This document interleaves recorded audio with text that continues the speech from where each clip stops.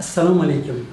Bugungi darsimiz o'zbek dialektologiyasi fanidan transkripsiya va o'zbek xalq shevalari fonetikasi haqidadir. Bugungi kunda transkripsiya masalasi juda ham jiddiy masala hisoblanadi. Chunki transkripsiyada demak sheva materiallari, sheva matnlari yozib olinadi, tahlilga tayyorlanadi. Bu transkripsiya bir necha jihatlarga bo'linadi. Birinchi transkripsiya, demak, birinchi ilmiy transkripsiya, ikkinchi amaliy ko'rinishdagi transkripsiya bor. Shu bilan birgalikda transkripsiyaning yana turi bor. Mana transkripsiyaning yana turi bor. Bu rus kiril yozuvidagi transkripsiya, birinchi, ikkinchi lotin alifbosidagi transkripsiya, uchinchi xalqaro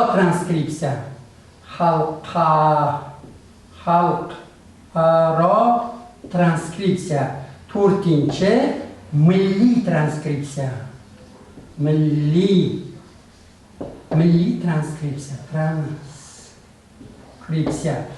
Bu transkripsiyaning turlari.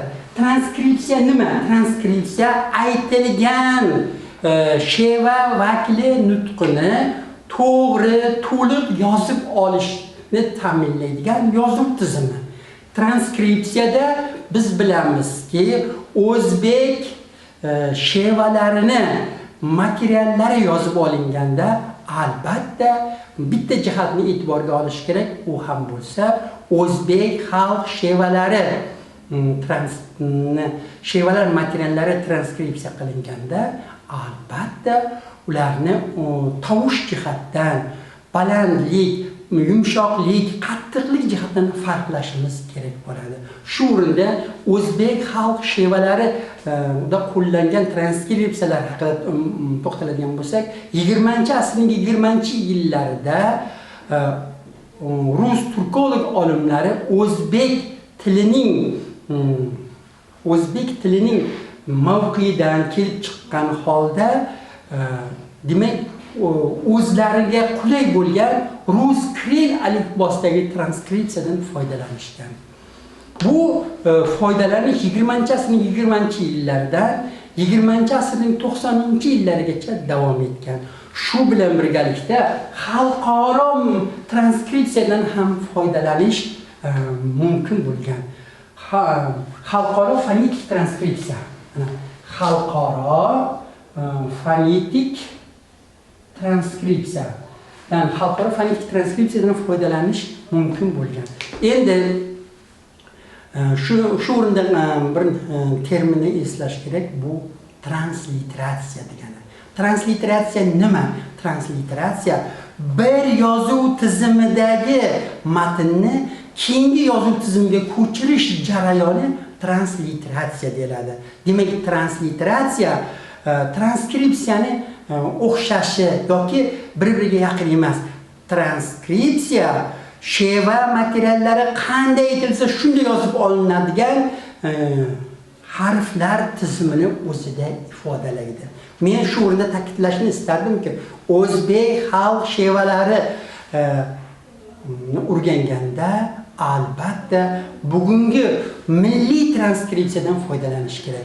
Milliy transkripsiyada mana 4-ko'rsatgan milliy transkripsiyada biz xohlaymizmi, yo'qmi, bugungi kunda mustaqillik davrida qabul qilingan yangi lotin alifbosiga asoslangan yangi o'zbek alifbosiga shakllangan transkripsiyadan foydalanishimiz kerak bo'ladi. Shu o'rinda ta'kidlashni istardimki, biz qulaylik uchun, imkoniyatni borligi uchun va talabalarni cheklanib qolmasligi uchun ham yangi o'zbek alifbosiga asoslangan milliy transkripsiyadan, shu bilan birgalikda rus Kiril alifbosi asoslangan transkripsiyadan foydalanishni biz inkor qilmaymiz. Qancha talaba o'zlashtirsa, bu bizning yutug'imiz hisoblanadi. Shuning uchun albatta transkripsiyada demak transliteratsiyadan farq qilgan holda sheva vakillari nutqi to'liq, to'g'ri, atroflicha yoritib beriladi. Shuni ta'kidlashni istadimki, transkripsiyadagi harflar majmui, harflar miqdori amaldagi transkripsion harflar miqdori va ko'rinishidan jiddiy farq qiladi. Bu farqni biz quyidagicha ko'rishimiz mumkin. Mana demak alifbomizdagi birinchi unlilarni transkripsiyada berilishi demak jiddiy farq qiladi. Ikkinchi alifbomizdagi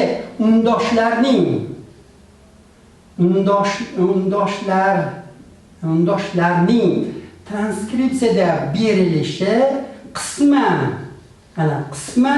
farq qiladi. Mana shu farqlar natijasida yangi transkripsion belgilar qabul qilinadi. Mana biz bir necha harflarni ko'ramiz. Masalan, a harfi, mana qattiq a bor, mana bunaqa a bor, mana bunaqa a tovushlar bor. Bular o'zbek shevalariga xos bo'lgan tovushlar tizimini, bitta a tovushining o'ziga xos tizimliligini anglatib turadi. Shu bilan birgalikda bizda i bor, u bor va i holati ham borligini ko'rsak, demak unlilarning ahvoli qanchalik murakkablashib borganligini ko'ramiz. Shuningdek o bor va endi u, mana u bor. Demak, bular ham farqlanadigan transkripsion belgilar hisoblanadi.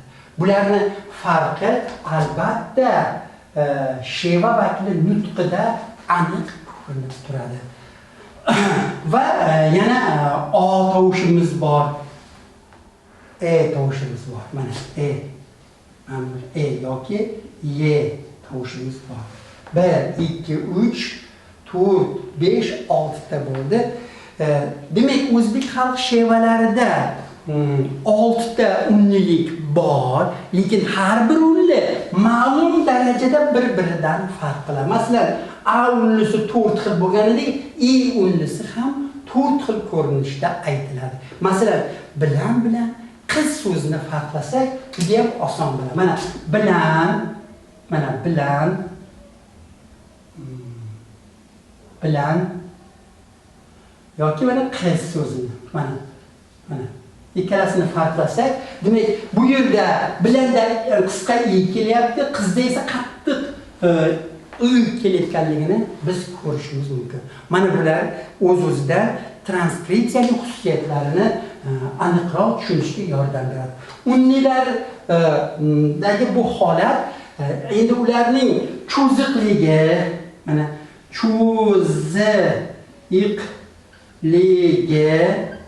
cho'ziqligi,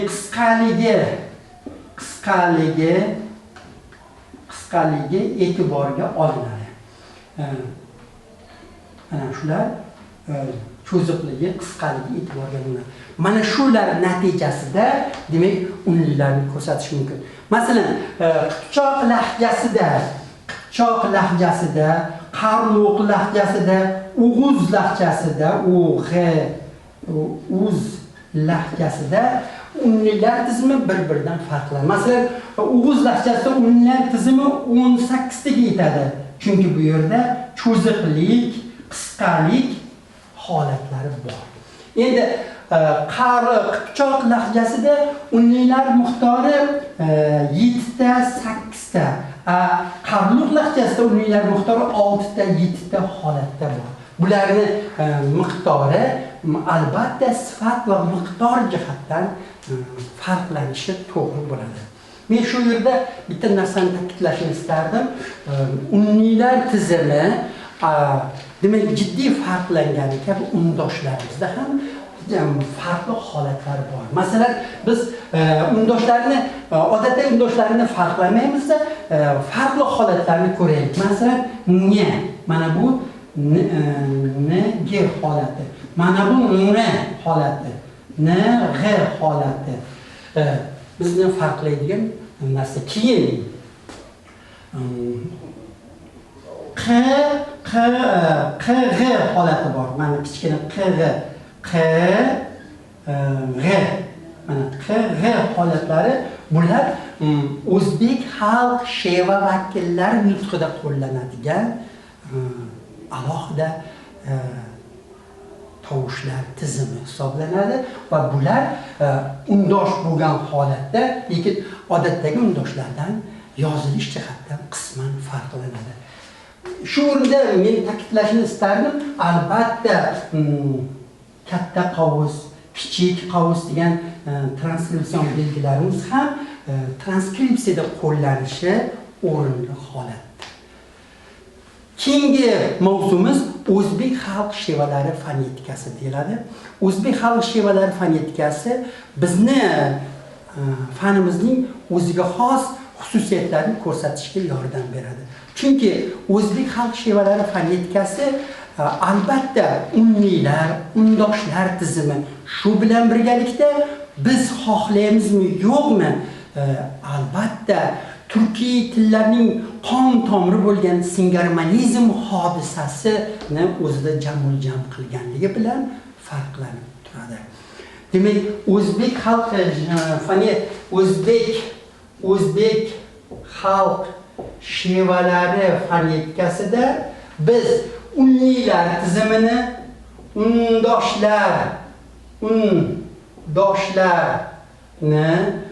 undoshlarni va singarmonizm hodisasini hisobga olishimiz kerak bo'ladi. Shu bilan birgalikda o'zbek shevalari fonetikasida uniylar tizimi albatta jiddiy farq qiladi. Qavliqlarda ham, qipchoqlarda ham, o'g'izlarda ham. Biz o'g'izlarda yuqorida ta'kidladik, chuzi qisqaligini hisobga olsak 18 ta unli mavjudligini ta'kidlashimiz kerak bo'ladi. Bu esa o'g'izlarning o'ziga xos tizimli sistemasini ko'rsatadi. O'zbek shevalarida demak tovush ortishi, tovush tushishi, lablanish yoki tovushlarning o'rin almashilishi kabi hodisalar bilan birgalikda singarmonizm hodisasi ham bor. Singarmonizm hodisasi o'zbek xalq shevalari fonetikasining bir butunligini tashkil qiladigan alohida tizimni biz e'tirof etishimiz kerak bo'ladi. Shu o'rinda ta'kidlashni istardim, o'zbek xalq shevalari fonetikasi deganda albatta sheva vakillari nutqidagi fonetik jarayonlarni, tovush tushishi, tovush ortishi, tovush o'rin almashinishi yoki tovushlarning bir-biriga qo'shilib ketishi yoki singarmonizm, assimilyatsiya, dissimilyatsiya, metatiza hodisalarini ham biz tilga olishimiz kerak bo'ladi. Shu hodisalardan biri, masalan, metatiza, tuproq, turpoq, yomg'ir, yog'mir ko'rinishda aytilishlari bu xalq shevalariga xos fonetik jarayonning bir ko'rinishi metatiza hisoblanadi. Masalan, tovush ortishiga istakon ko'rinishi yoki boshqa misollarni ham alohida ko'rsatishimiz mumkin bo'ladi. Asal, hasal ko'rinishini yoki loy qilamiz, ilay qilamiz holatdagi ko'rinishlari, demak, shevalarda tovush ortishi borligini ko'rsatadi. O'zbek xalq shevalarida asosiy jihati, uning shevalari fonetikasining asosiy jihati singarmonizm hodisasining mavjudligidir. Singarmonizm hodisasining mavjudligi turkiy tillarga xos asosiy fonetik qonuniyatdir. Bu unlilar, undoshlarning so'zdagi unli va undoshlarning o'zaro muvofiqlashib kelishuvi singarmonizm deyiladi. Singarmonizmda albatta so'z boshidagi tovush, masalan aka bo'lsa, keyingi tovush ham aka holatida yoki aka. Mana bu aka palatal singarmonizm, mana bu aka labial singarmonizm holatda ekanligini biz ta'kidlashni istardik. Chunki singarmonizm ikki ko'rinishda, palatal singarmonizm va labial singarmonizm holati borligini ta'kidlashni istardik. Palatal singarmonizm demak Qipchoq shevalarida, xususan Jizzax, Surxondaryo, Qashqadaryo shevalarida palatal singarmonizm ko'rinishi uchraydi. Labial singarmonizm Qarluq lahjasida, xususan Namangan shevalarida uchraydi. Masalan, Borut tuman, Kirut tuman, aka deganda ham, Borut tuman deganda ham lablarimizda qandaydir cho'chchayish holatlarini biz tasavvur qilishimiz o'rinli va to'g'ri bo'ladi. Men shu o'rinda ta'kidlashni istardimki, o'zbek xalq shevalari fonetikasi fonetik hodisalar bilan birga, singarmonizm, metateza, assimilyatsiya bilan birga, tovush tushishi, tovush ortishi bilan birga o'ziga xos jarayondir.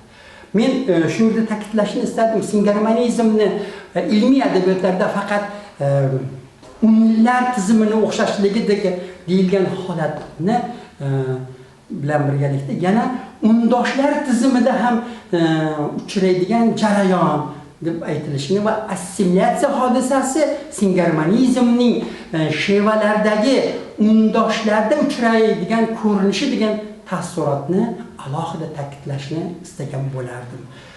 O'zbek xalq shevalarida demak unlilar, undoshlar alohida farqlanadi. Shu bilan birgalikda o'zbek xalq shevalari vakillarining nutqida ham farq bo'ladi. Masalan, Toshkent shevasida ham, Samarqand shevasida ham 6 ta unli bor. Ammo Toshkent shevasida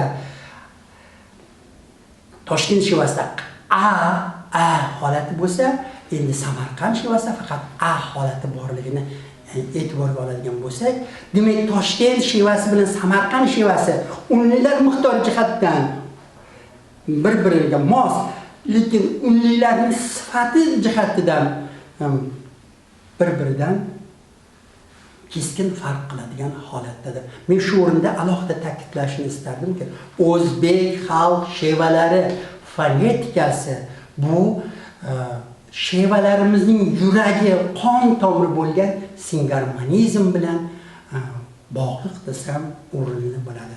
Biz shuni ta'kidlashni istardim. Yaqinda muloqot ko'rsatuvida men bir narsani ta'kidladim. Bizni tilimizni o'zining himoya qo'rg'oni bor.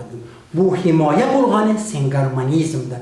Singarmonizm unlilarni qisman undoshlar tizimidagi o'zaro bir-biriga bog'liqlikni, moyillikni ko'rsatadigan fonetik jarayon. Agar biz singarmonizm hodisasini imloda, imlo qoidalarimizda va yozuv tizimimizda ham kiritsak, biz boshqa turkiy tillar kabi shevalarimizga, adabiy tilimizga himoya qiladigan himoya qo'rg'oniga ega bo'lamiz. Boshqa tillardagi hamma so'zlar singarmonizm qoidasiga to'g'ri kelavermaydi. Bu esa bizni fikrimizni asoslaydigan holatdir. Masalan, turklarning tilidagi singarmonizm holatini yoki qozoqlar tilidagi singarmonizm holatini olsak, ular tilning, shevaning himoya qo'rg'oni sifatida alohida ahamiyat kasb etyapti. Biz ham kelajakda albatta imlo qoidalarimizda, yozuv tizimimizda shu bilan birgalikda demak matbuotimizda, ma'naviyat ishlarimizda albatta singarmonizm hodisasini ko'paytirishni o'rinli bilamiz. Zero singarmonizm hodisasi turkiy tillarning qon tomiri ekan, singarmonizm hodisasi o'zbek tili uchun ham himoya qo'rg'oni bo'la oladi deb ayta olaman. Xulosa qilib aytganimizda o'zbek shevalari fonetikasi, fonetik hodisalar bilan birgalikda, shu jumladan singarmonizm, metatiza, tovush tushishi, assimilyatsiya hodisalari bilan birgalikda bir butun holatda o'zbek shevalarining xususiyatlarini, fonetik xususiyatlarini ko'rsatishga bizga yordam beradi. Men bu fikrlarim bilan o'zbek xalq shevalari fonetikasi albatta jiddiy o'rganilishi kerakligini, shu bilan birgalikda o'zbek xalq shevalari fonetikasi o'zbek shevalarini o'rganishga tashlangan qutlug' qadam ekanligini ta'kidlamoqchiman. E'tiborlaringiz uchun rahmat.